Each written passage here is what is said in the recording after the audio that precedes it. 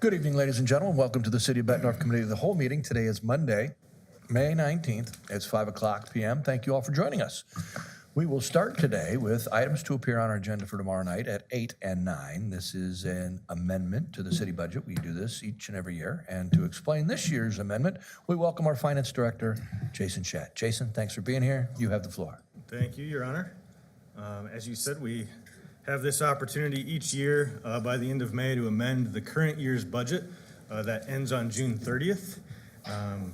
The amendment gives us an opportunity to kind of account for some things that have happened, changes throughout the year to revenue and expenditures that weren't contemplated in the adopted budget that we worked hard to adopt almost 18 months ago. So it's just kind of one last chance to make sure that the budget appropriates all of the funds needed to finish out the fiscal year. On the screen, you should have the changes in revenue. Overall, revenue is increasing from the adopted budget by about 5% in the amended budget. Major areas of increases, licenses and permits. That's increased permit activity due to new construction and renovations throughout the city. Interest is up slightly, but we've also reallocated some revenue that was in the miscellaneous section down below. You'll see kind of a big decrease down there, so that's just a flip between those two. But the biggest change is in other financing sources, and that's where we receive our bond proceeds. We did a little bit larger bond sale this year than we had anticipated in the budget, so just making that amendment here to reflect that change on the revenue side. On the expenditures, we have an increase of about $505,000, or less than 0.5% of over the adopted budget. When you think of all expenditures, all funds, everything, everywhere, a big portion of the change is actually a decrease in the capital projects, just due to the timing of projects. Some of those are going to now carry over to the new fiscal year, so you'll see that happen in our amendment next year. But from an operational standpoint, if you take away capital, if you take away debt service, excuse me, and you take away the increase in internal transfers, there is an increase to the operating budgets by about $1 million, and I'll kind of walk through the details of that here on the next slide. Oftentimes, as you can see, if I'm going to go back one, you'll see that expenditure increases in one department or line item or service area are often offset by a similar decrease in another. So we have a lot of that happening throughout. I had thousands of line items, and we touched nearly all of them in this amendment. So that is a big part of the changes. In total, the amended budget estimates expenditures will be $505,000 over adopted, as I mentioned. If we look at just the operating, so we're going to take out those capital, debt service, and transfers, it's going to be up about $958,000, and that's just due to the big decrease on the capital side that we have that difference between the 958 and the 505. So what is the $958,000 in the operating made of? In the road use fund, we've amended that fund up $117,928. And that's largely due to vehicle maintenance, especially those vehicles that are involved in the snow removal activities in the road use fund. As Director Schmidt has told you over the last few meetings, we've been waiting on some dump trucks for years, and we've seen the increases in the maintenance costs due to that delay. In police and fire special revenue funds, we received some donations that are being expended. The revenue wasn't planned for in the budget, and neither was the expenditure. Fire is using some of that money to build out the training center out at the Public Works Annex. Police is using some seizure money to buy some ERU equipment. So that accounts for about $80,000 of the $958,000. Our TIF funds are estimated in December based on what we know about levy rates at that time. And levy rates changed as the budgets were adopted last year. So our taxes for TIF and the rebates that we pay out are up about $135,000. In the sewer fund, we have some increases in billing fees, bond issuance costs for that SRF loan that we closed on in December, and some increases in operating charges at the wastewater treatment plant. That accounted for about $128,000. In the transit fund, dial-a-bus costs are up. You've heard Austin talk about that, as well as vehicle maintenance. Again, Director Schmidt and I chatted about the vehicle maintenance in the transit fund. We have a fleet of brand-new buses. Why is vehicle maintenance up? This is all attributable to the first few months of the fiscal year when we were waiting on those buses and we were still working on the old fleet. So we would expect a pretty significant decrease in that line item in the upcoming fiscal year. And then finally, at the Waterfront Convention Center, which as you know is operated by the Isle Casino, so they take all of the expenditures, all of the operating losses, but those transactions do flow through the city's financials and are part of our budget. But we had increases in liability insurance at the waterfront, increases in depreciation due to some new capital expenditures up there, and then some contracts for services totaling $203,000. And then finally, risk management citywide, we saw some increases over what we had anticipated in budget for liability insurance, both on property and workers' comp.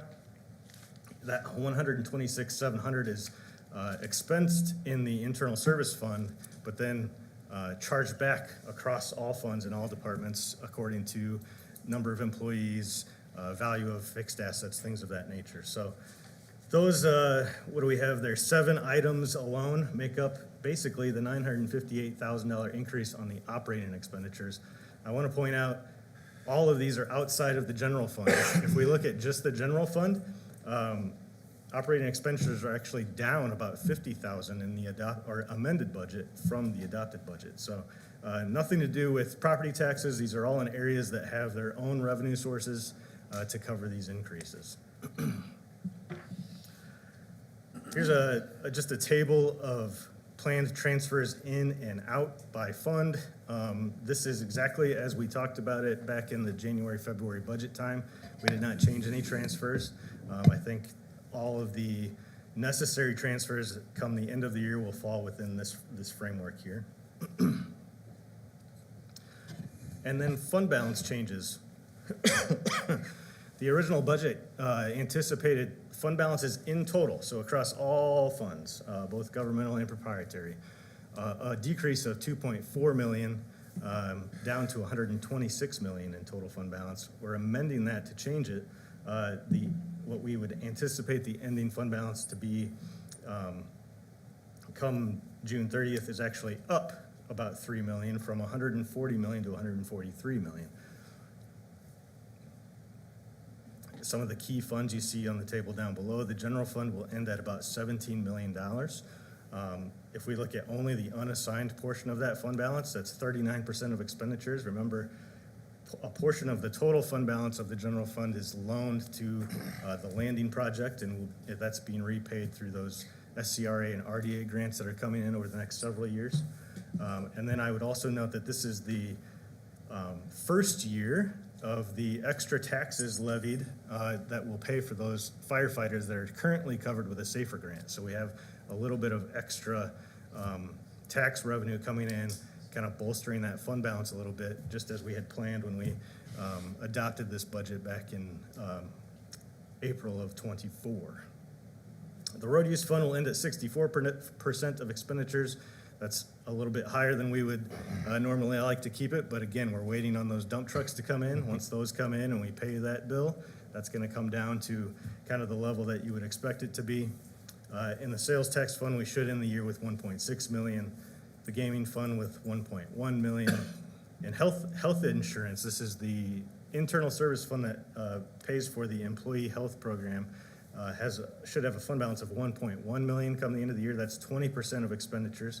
I think we've been advised and would probably like to see us increase that fund balance probably more towards the 1.5 million area over the next several years. And then lastly, risk management, a fund balance of just shy of $1 million come June 30th. And again, when we talk about fund balances at June 30th, where it's kind of a snapshot in time, the next day these things could change given nature of revenue and expenditures of these funds. So it's an indication of our financial position, but only an indication, I would say, not the full picture. So that is the end of my presentation. Happy to take any questions on the budget amendment that you might have tonight. We will hold a public hearing for this, obviously, tomorrow night. So, Any questions? Your Honor, just a quick Scott? question. Thank you. Do you want debate and comment today or just merely questions? Because I mean, I guess I have both prepared, but not a lot of questions, more reflection. I don't know if that's going to be more saved for tomorrow or a future date about our perspective of the movements. I don't really have any questions per se, but I do have a few thoughts. I think you can share your thoughts now and or tomorrow. Okay, thank you. I think this is incredible that you can, 18 months ago, come within like virtually 1% of where this rolls out. And it's phenomenal that you can see we need to, in some way, shape, or form, offset our expense when we have to, but adjust when we must. And it feels like you've been moving, the target has been very mobile, and then we have committed to a level of service, as all cities do, to try to figure out how in the world we manage without being prophets to figure out how to keep our strategic integrity of what we're trying to deliver here as a team, as a council and staff, while I know we've had a tremendous amount of discussion about the debt and whether if there is quote unquote extra money, or if we come within 1% of our budget that we projected 18 months ago. That seems like, in all of the variety of expense variables, to be a pretty amazing job by the staff, all of the department heads, and the mayor and council. I guess from the standpoint of debt reduction, or if there was a maneuver to be made to how we would even manage to maybe forego 1% of our expenses, and how might that play out in our overall vision to reduce the expenses and our debt? I mean, I guess that's a big question. How do we make an impact in the debt while we're also delivering these services, et cetera? Maybe touch on what work you're having done and the timing for the results, so that we might at least have the time frame of how we make those decisions policy-wise. yes, great question. Thank you for the comments. I'm, like you, really happy with just how we've really honed the budget process to where we have it pretty well dialed in, and then all the credit goes to the department heads that actually spend the money and do the work to remain within those budgets. I think, but to your point, it's very tight. I mean, we were working with very small margins when you talk about 1% here and there, and ending the year at maybe spending 98 or 99% of the budget. So from that regard, there's not a lot of extra to be thrown at the debt problem necessarily. That said, we have engaged Baker Tilly, our municipal advisor, to kind of help us come up with a strategy for that. That work will be going on throughout the summer. I think our intention is to get a result into your hands probably sometime in August, maybe early September at the latest, so that you guys have a good chance to digest that and kind of debate that a little bit as we walk into the council's goal setting session in October. So that's kind of the time frame for that work.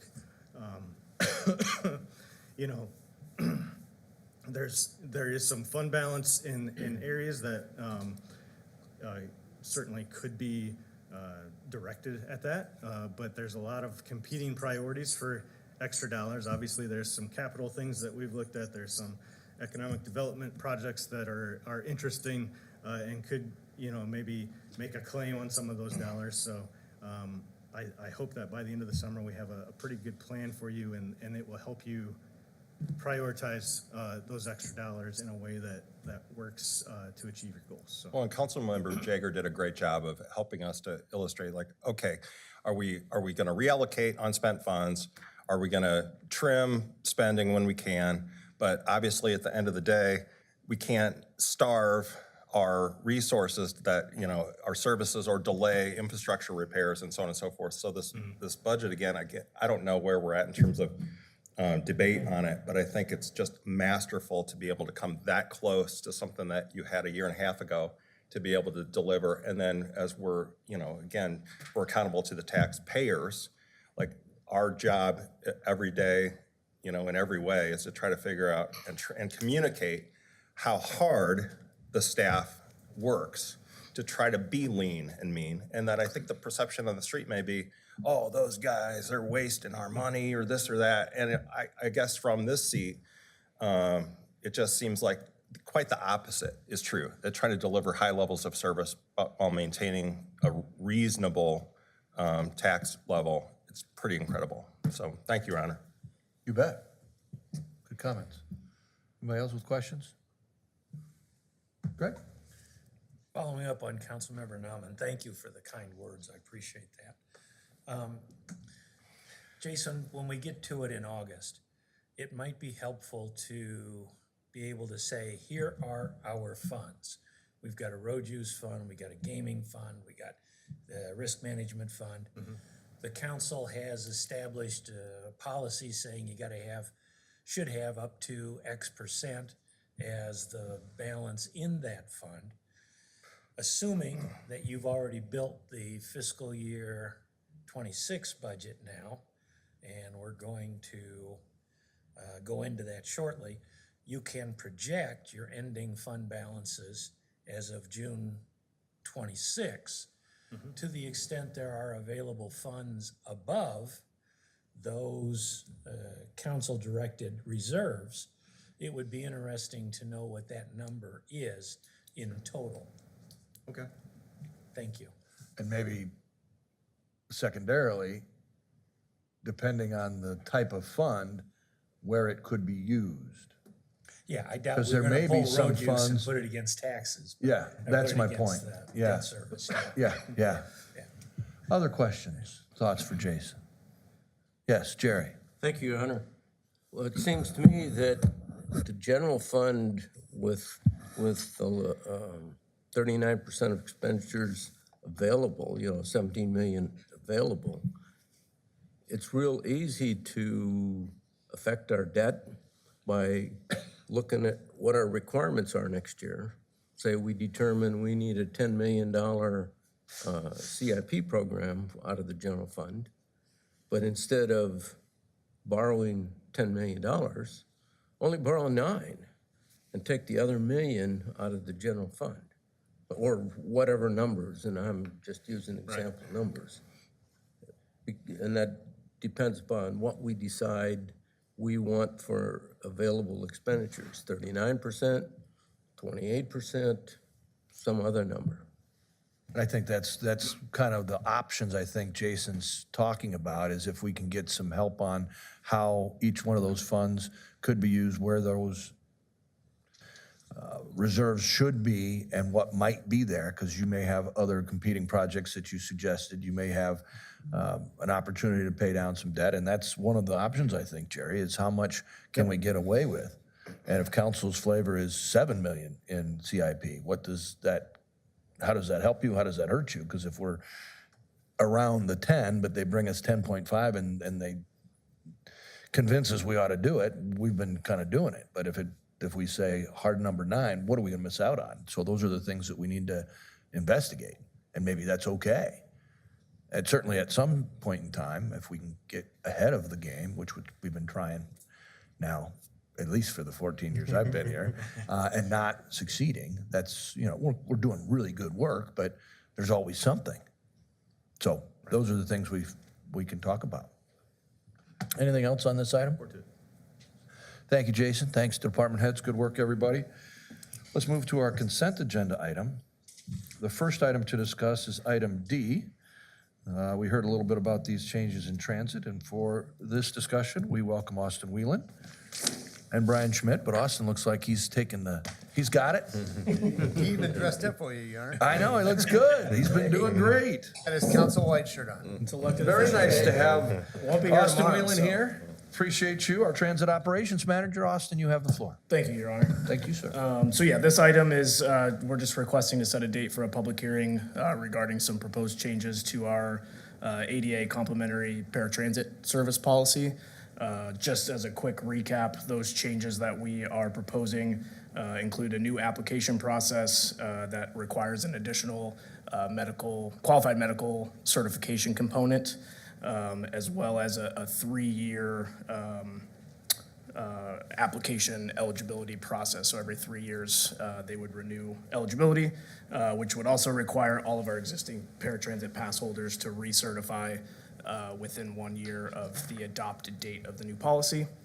We're also proposing a fare increase from $1.75 to $2, so a 25% or 25-cent fare increase, just to ensure sustainability of the program, offset some of those rising costs that you just heard Jason discuss in the transit side of things, as well as put us in alignment with the other 2 transit agencies within the area who will also be at that $2 mark for paratransit services.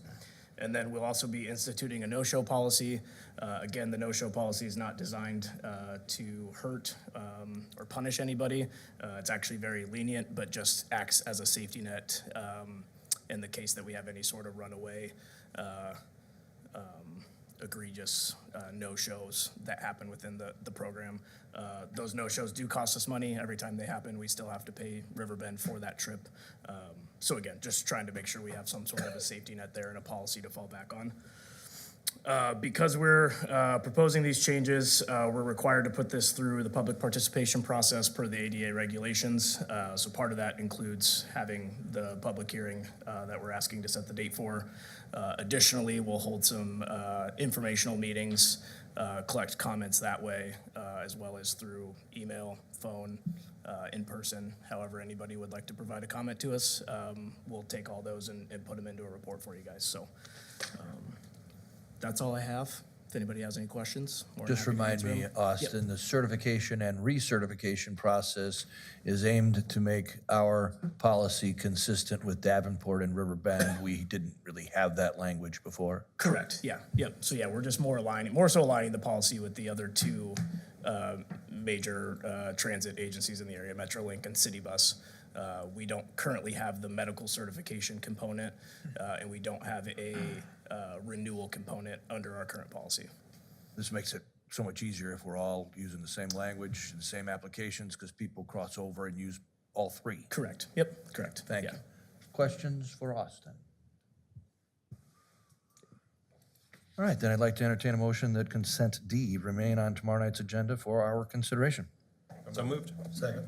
All those in favor? Aye. Anyone opposed? All right, let's move to consent J.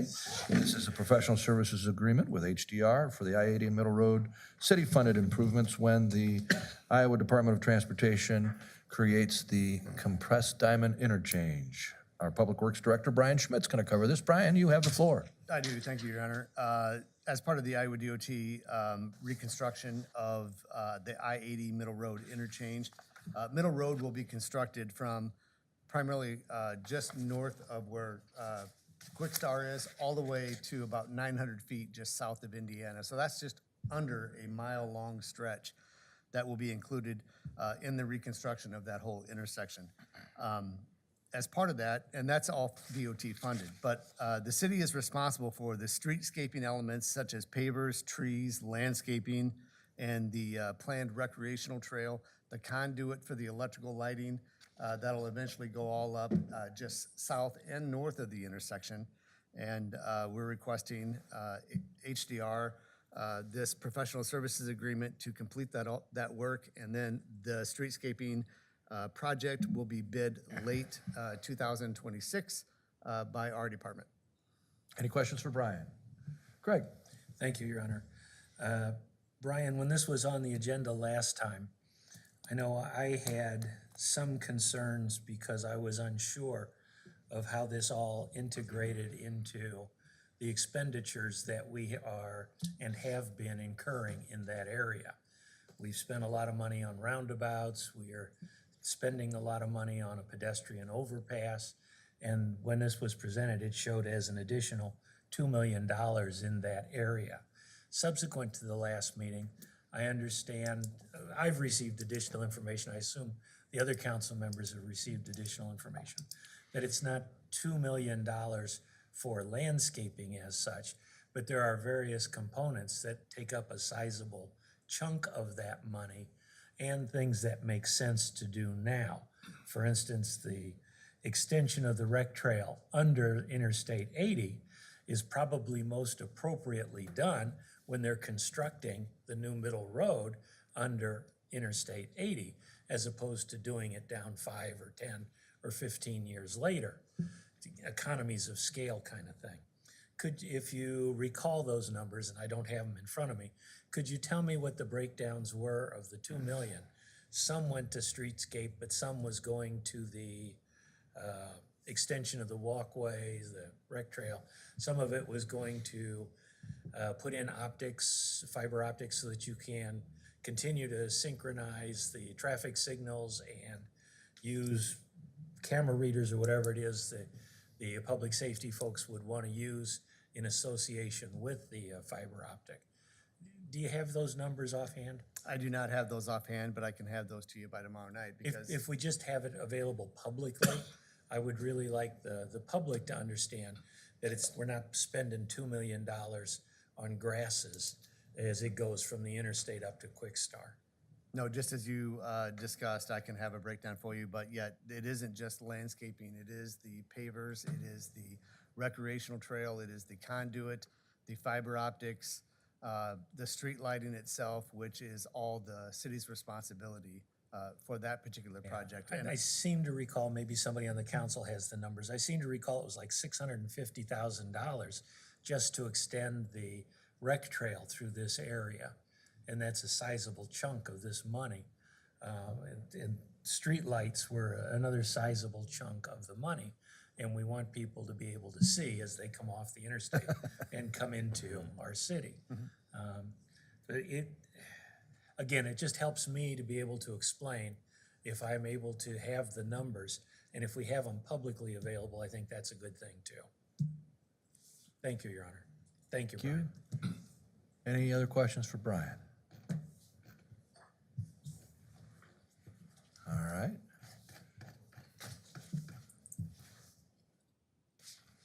Then I'd like to entertain a motion that a consent J remain on tomorrow night's consent agenda for our consideration. So moved. Second. All those in favor? Aye. Any opposed? We'll take up D and J on consent. Let's take a look at that consent agenda. Is there any particular council member who has a question or a thought on any of the items on consent for tomorrow night? Yes, Frank? Thank you, Your Honor. I believe this is for Brian. Brian, can you tell me about H, exactly what we're doing there? Yeah, so the playground over there just to the west of the fourplex there in Crow Creek Park, that existing turf surface is very deteriorated. We've been kind of monitoring that for a little while. It's gotten to the point where it has created an unsafe condition. Kids have been tripping on it and stuff like that, so it's time for us to remove and replace that surface of the playground. We're not replacing the playground itself. It's in great condition. It's just that the surface that exists there now is just kind of falling apart. So is this going to be a synthetic turf again? It will. Okay. And one of the reasons why we have saved a lot of money on this is because there was a lot of extra turf that was not used that the city did purchase when we did Meyer Park. And then they were able to use a lot of that roll that we already had in place, stored there at the shop, and then we just have to purchase a little bit more. Like I said, the this bid was just over $27,000 to complete, and the next bid, if they had to purchase all the turf, it would be somewhere around $44,000 or $45,000. So this was a pretty good savings for the city. Thank you. Anything else on consent for tomorrow? Your Honor, Yes, sir. Scott? perhaps some exposition on item L.